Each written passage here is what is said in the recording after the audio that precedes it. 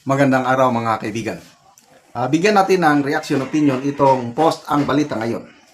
Title, sana magkatuluyan sila. Biro ni BP Sara sineryoso ng palasyo.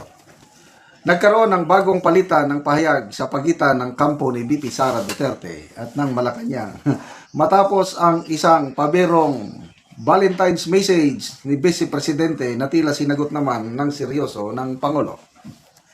Sa isang panayam, isang vlogger ang humiling kay BP Sara ng Valentine's Day message para kay Palace Press Officer Claire Castro at kay Pangulong Ferdinand Bongbong Marcos Jr. Pabiro namang tumugon ng Vice Presidente na isinalin ng isang reporter bilang sana magkatuluyan sila. Hindi nagpatumpik-tumpik ang Malacanang sa pagsagot.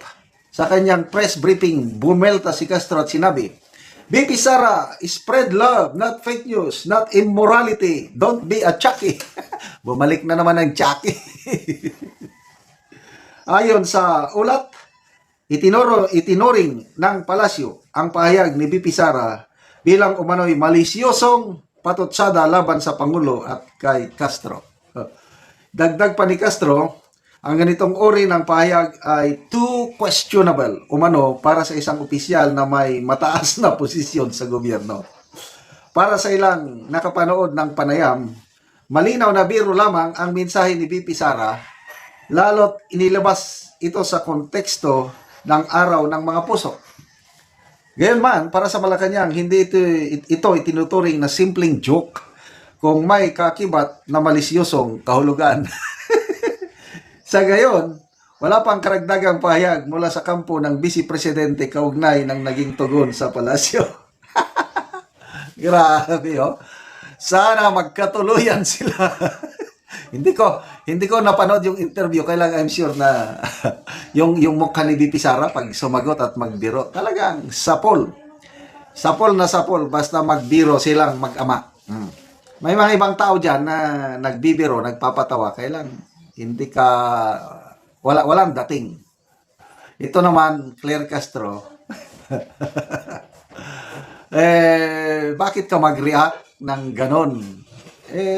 Ang pikon, talo, di ba? Ang pikon, talo. By the way, happy Valentine's na lang in advance, mga kaibigan. Nakakatawa naman itong ating Valentine's joke, sana magkatuluyan. Anong ibig sabihin sa magkatuluyan? Ang dami na, magkatuluyan kayo na hanggang 2028 as yung working relationship ninyo. Di ba magkatuluyan? Tuloy-tuloy ang serbisyo ni Auntie Claire bilang press officer up to 2028. Ganon yun ang mensahe nun. Sana magkatuluyan sila. Nasaan yung malisyoso doon?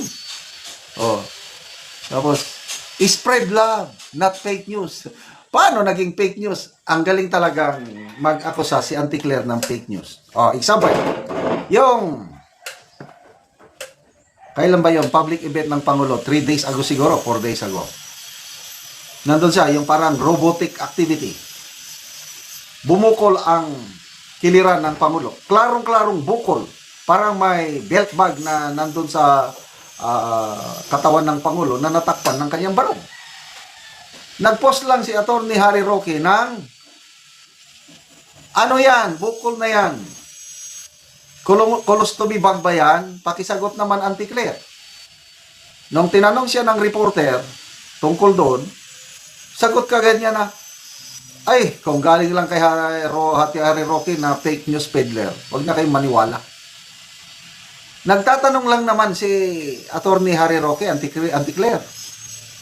Ang magandang sagot doon is, hindi yon colostomy bag. Kasi ang tinatanong, yung bukol. Sagutin mo ang palihis yung sagot eh. Fake news ka agad. Paano maalis yung aming speculation na meron ng colostomy bag ang Pangulo dahil klaro nga bukol? Kung hindi yon colostomy bag, ano yun?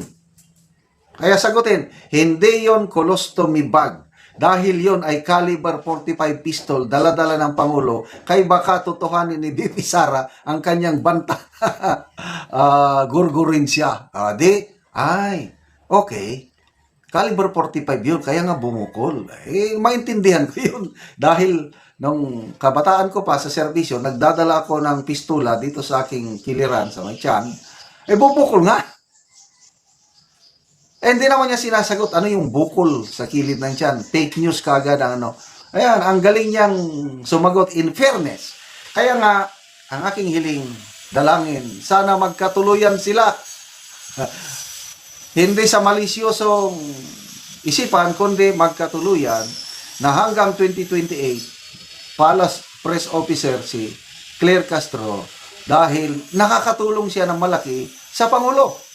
In fairness, kung ano yung negative rating ni Pangulo ngayon, ang dahilan dyan, isa sa mga dahilan na bumabagsak ang rating ni Auntie Claire ay dahil sa mga kung ano-anong pahayag ni Claire Castro. Kaya nga sabi ni BP Sara, yung Claire Castro na yan, nagdadala ng kahihiyan sa bansa.